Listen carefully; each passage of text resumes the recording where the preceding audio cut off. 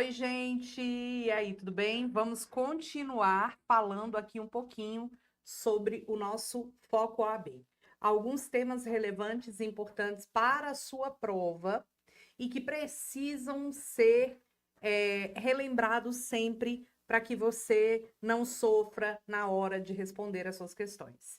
E um tema que eu quero trabalhar com vocês aqui hoje é um tema chamado emancipação. É isso mesmo. Um tema querido de prova, um tema que a gente pode abordar e que já foi cobrado várias vezes e, quem sabe, poderá estar de volta efetivamente na sua prova. Então, vamos falar dessa emancipação. Eu quero que você lembre que a maioridade vem com os 18 anos, momento pelo qual a pessoa fica habilitada para praticar todos os atos da vida civil. Estamos falando das nossas idades aqui no direito civil, que não se confunde com as idades lá do ECA, do direito penal, do direito previdenciário, do eleitoral, etc, etc. Estamos falando aqui das nossas idades efetivamente, do direito civil para o mundo civil. Aí, quando a pessoa completa os 18 anos, ela pode fazer o que ela quiser da vida dela, assinar os contratos, participar da forma como ela quiser, adquirir propriedade, responder pelos atos praticados por ela, enfim. Ela pode ir lá praticar os atos como ela quiser. Agora, será que é possível antecipar o momento de aquisição dessa maioridade, da capacidade de fato? Porque quando a gente fala da maioridade, o que vem com a maioridade é a chamada capacidade de fato. Será que é possível antecipar este momento? Será que a gente tem como colocar um momento de aquisição da capacidade de fato antes dos 18 anos? O que você me diz? É possível, pelo fenômeno da emancipação. Professora, quais são as formas de emancipação que nós temos? Todas as formas estão no artigo 5º do Código Civil. E eu vou tentar fazer agora com você um esqueminha bacana. Vamos lá, então? Nosso foco AB bloco 2. Vamos falar sobre o tema emancipação. Vamos lá. Olha lá. Emancipação. A emancipação tem previsão no artigo 5º do nosso Código Civil e é uma forma de antecipar a chamada capacidade de fato ou também a capacidade de exercício, que é aquela capacidade que o sujeito tem para praticar sozinho os atos da vida civil. Tudo bem? Praticar sozinho os atos da vida civil. Professora, entendi. Mas assim, quais são as formas de emancipação que nós temos? 3 formas: voluntária, judicial e legal. Somente essas 3 modalidades. Emancipação voluntária, emancipação judicial e emancipação legal. Vamos observar aqui o nosso material, olha só. Falamos então em emancipação. Vou botar aqui, ó. Voluntária, emancipação. Vou botar judicial, como sempre. Judicial e emancipação legal. A emancipação voluntária é aquela concedida pelos pais direto no cartório, então, portanto, por escritura pública, quando o menor já tem ali os seus 16 anos. Não precisa de homologação judicial. Então, se essa modalidade cai na sua prova, você vai observar que ela não exige homologação judicial. Por que os pais podem emancipar seus filhos direto no cartório?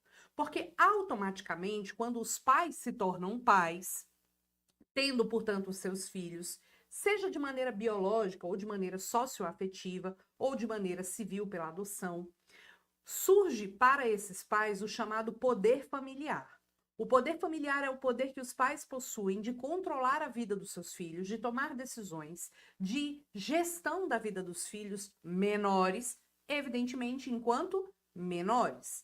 Esse poder familiar chega ao fim, com a maioridade dos filhos, com a morte dos filhos, com a morte dos pais, com a adoção. Se os filhos forem adotados por outras pessoas, encerra o poder familiar. E também chega ao fim pela emancipação. Só que a emancipação concedida pelos pais é um ato discricionário desses pais. Os filhos não podem exigir serem emancipados, porque o poder familiar é dos pais, tá? E sendo o poder familiar dos pais, somente eles podem abrir mão. Então, eles podem ir ao cartório e fazer essa emancipação por escritura pública. Não precisa de homologação do juiz, mas tem que ter cuidado. A emancipação dada pelos pais, como a nossa banca FGV gosta de questões contextualizadas, a emancipação dada pelos pais não desobriga os pais na responsabilidade civil para com seus filhos. Lembre-se que os pais são responsáveis pelos atos praticados pelos seus filhos. Está lá no artigo 928. É a responsabilidade do incapaz. Quando esses menores são emancipados, os pais continuam sendo responsáveis por eles de maneira, inclusive, solidária, até os 18 anos. Então, emancipar não significa que você vai se livrar desse filho se ele te dá trabalho. E também não significa deixar de pagar alimentos, porque nós sabemos, súmula 358 do STJ, vou repetir, súmula 358 do STJ, os alimentos não deixam de ser devidos pelo fato de maioridade, de emancipação, pelo fato de prisão do pai ou da mãe que paga alimentos, como já caiu no exame de ordem. Não deixam de ser devidos os alimentos pelo desemprego dos pais. Então, para exonerar dos alimentos, eu preciso de uma decisão judicial desobrigando aquele pai ou aquela mãe ao pagamento dos alimentos. Fora isso, nada feito. Fora isso, vai continuar pagando alimentos? Sim, tá bom? Então, cuidado. Agora, existem situações, por exemplo, quando aquele menor não tem o poder familiar sobre ele. Ou porque os pais perderam o poder familiar, e é muito bom você sempre lembrar da questão da perda do poder familiar lá do artigo 1638 do Código Civil, os casos de perda do poder familiar, como, por exemplo, a situação de feminicídio ou violência doméstica praticada em face da mãe dos menores, faz com que aquele pai perca o poder familiar sobre seus filhos menores, evidentemente, porque o poder familiar é sobre os menores. Quando os pais perdem o poder familiar, os dois, ou quando falecem os dois, o menor, ele não fica jogado no tempo. O menor é posto sob tutela. O menor será tutelado. E aí, o tutor, isso já caiu no exame de ordem, não pode emancipar o tutelado. O tutor não emancipa tutelado. O tutor não emancipa tutelado. Quando o menor é tutelado, a gente vai observar que para ele ser emancipado é preciso de uma decisão judicial. Então, menor tutelado não pode ser emancipado pelo tutor direto no cartório. Somente pode ser emancipado, aqui neste caso, pelo juiz, que vai prolatar uma sentença que será provida em um processo judicial, e nesse processo judicial será ouvido o Ministério Público e o tutor, e esse menor, de fato, também precisa já ter completado os seus 16 anos, tá? Ele precisa já ter a completude dos 16 anos. Belezura? Então, pronto. Agora, vamos lá. A emancipação legal.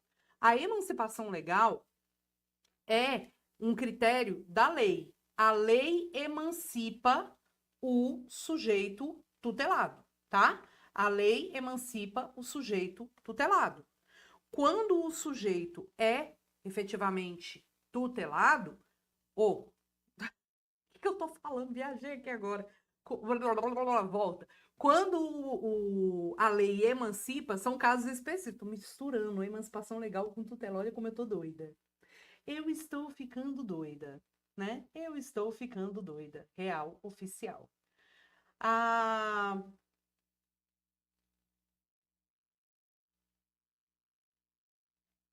vamos lá.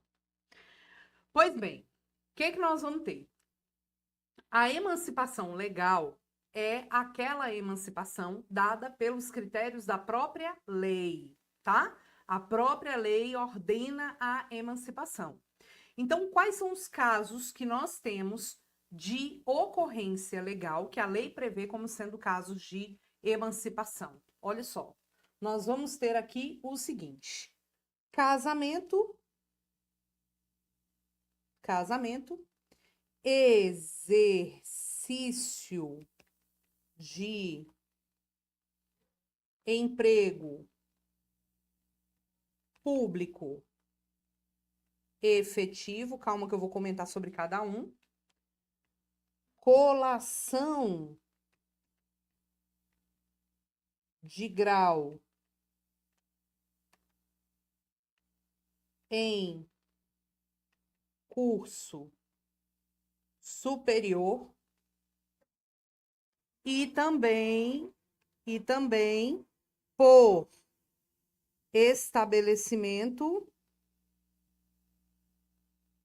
estabelecimento civil ou comercial ou relação de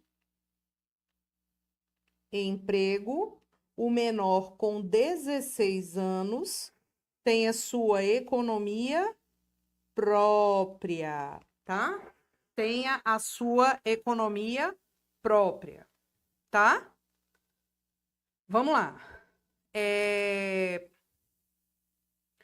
Então, veja, casamento. Com quantos anos eu posso casar? Eu posso me casar... Opa, tá muito grosso. Eu posso me casar efetivamente aos 16 anos. Até coloquei questão dessa no nosso simulado. Em nenhum caso será permitido o casamento de quem não tenha alcançado os 16 anos. Em nenhum caso será permitido o casamento de quem não tenha alcançado os 16. Antigamente, antes de 2019, era possível o casamento de quem estava grávida, com menos de 16, ou para evitar pena criminal, por estupro, né? Hoje, não temos mais essa exceção. O 1520 é muito claro em relação à questão da como é que fala? A questão da proibição do casamento de menor de 16 anos.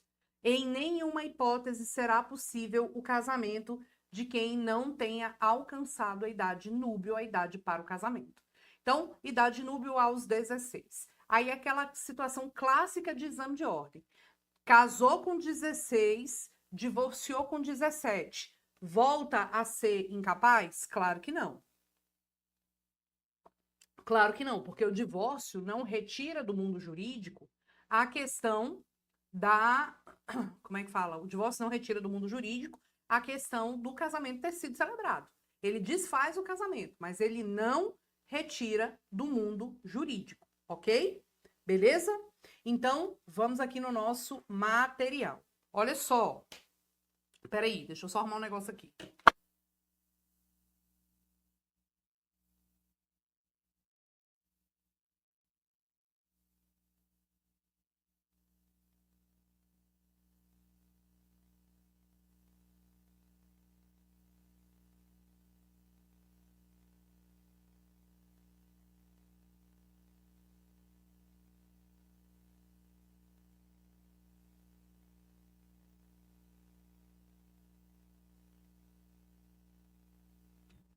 Aqui, vamos lá, pronto. Caiu meus trem tudo aqui. Bom, então, nesse caso, a gente tem o casamento aos 16, divorciou com 17, continua. Agora, veja só. Isso aqui não se aplica à união estável. União estável não emancipa ninguém. União estável não emancipa ninguém, tá? Então, união estável aos 16 não significa emancipação igual ao casamento. Aqui é uma regra específica do casamento. 2. Cuidado com a questão do exercício do emprego público efetivo. Não é estágio, não é algo temporário. É exatamente exercício de emprego público efetivo. Então, a pessoa tem que ser aprovada no concurso público. Existem concursos públicos de emprego público mesmo, como o Banco do Brasil, Caixa Econômica, né? Alguns bancos estaduais que fazem concurso para pessoas que já estão ali com 17 anos, com 16 anos, né? Porque é seletista. Colação de grau em curso superior é colação mesmo, tá? Não é aprovação no vestibular, não é conclusão, é colação de grau e não é curso técnico, é curso superior. Ou quando por estabelecimento civil comercial ou relação de emprego, a criatura, e aí aqui tem que ter os 16 anos, com os 16 anos tem a sua economia própria, tá? Tem sua economia própria, tá bom? Agora, o que a gente vai ter aqui? Nesse caso, economia própria é a pessoa que consegue já se sustentar. A banca FGV, em um concurso público, salvo engano, TJDFT, colocou uma questão assim: Maria, com 15 anos de idade, tem o seu canal no YouTube, ela leciona aulas de história, sei lá, era uma questão mais ou menos assim. Leciona lá suas aulas de história e ela tem. Como é que fala? Ela tem lá a sua. Oh, meu Deus, esqueci aqui.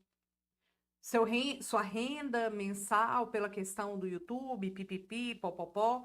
Então, nesse caso, ela estaria emancipada. Cuidado, porque a própria banca colocou lá 15 anos de idade. Ora, 15 anos de idade, você não tem como estar emancipado, né? Com 15 anos de idade, por economia própria. Por mais que você ganhe muito dinheiro aí, esses TikTok da vida aí, não tem como estar emancipado, tá bom? A pessoa só vai estar emancipada quando aos 16 ela tiver economia própria. Então fique atento, porque se na sua prova cair alguma coisa sobre questão de economia própria, é bom você observar bem bonitinho a situação dos 16 anos, tá bom? Então, essa aqui é a nossa tela sobre emancipação.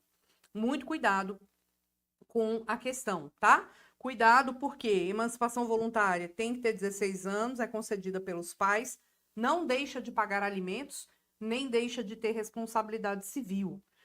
Emancipação judicial. Quando o menor é tutelado, só pode ser judicial, não tem como ser de outra forma.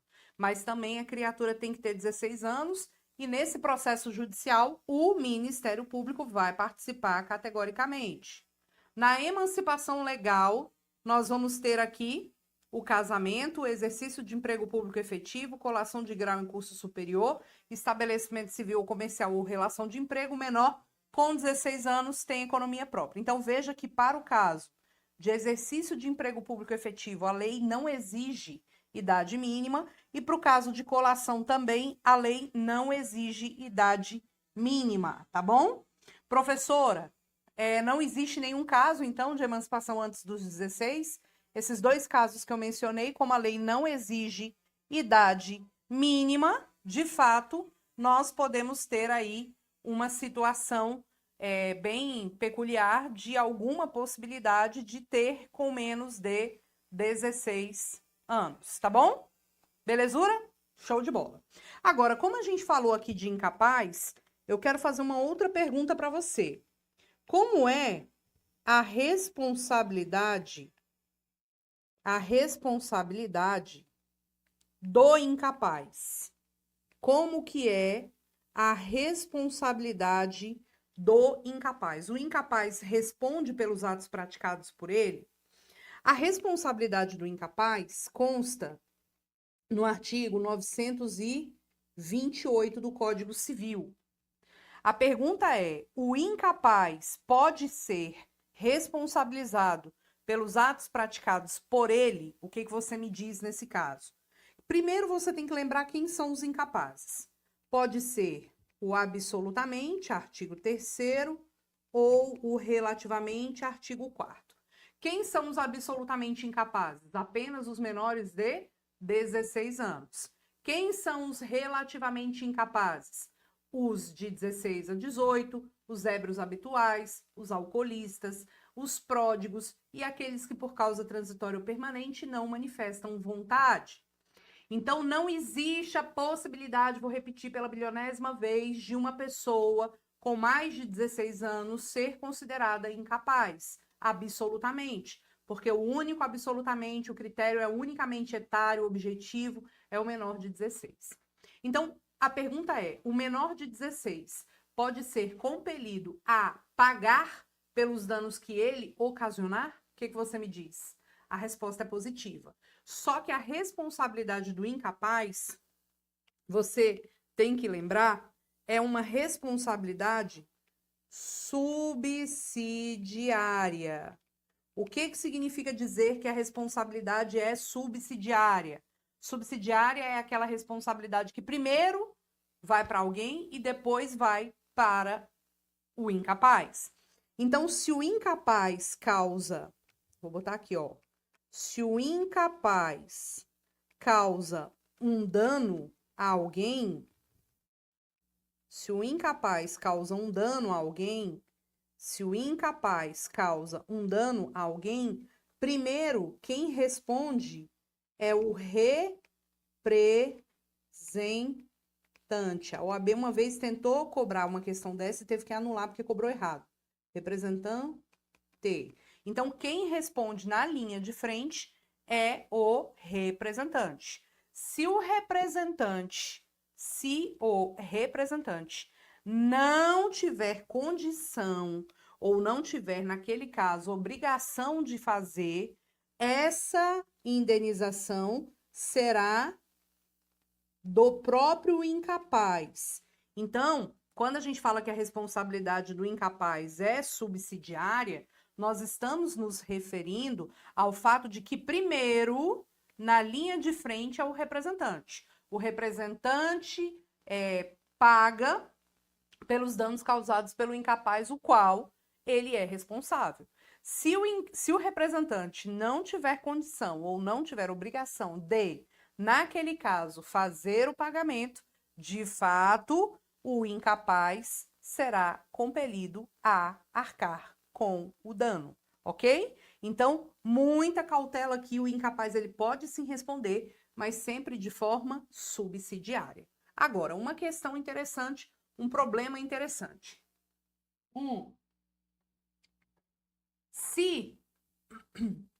Se o sujeito, por exemplo,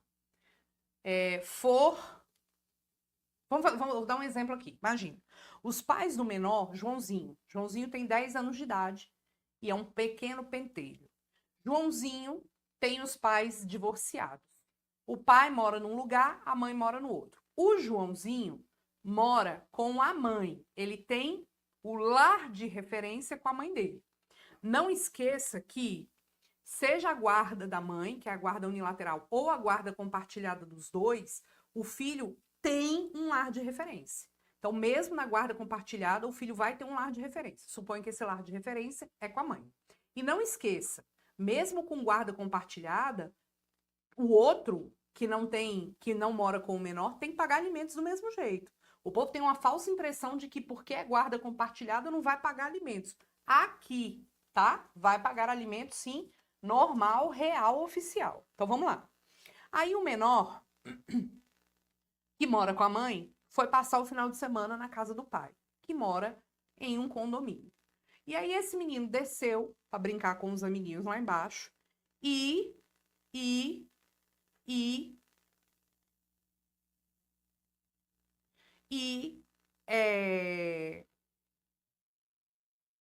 quebrou uma vidraça. Chutou uma bola e quebrou uma vidraça. Né? Quebrou uma vidraça.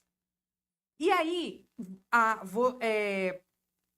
A vidraça lá custou R$2.000. Peraí, gente.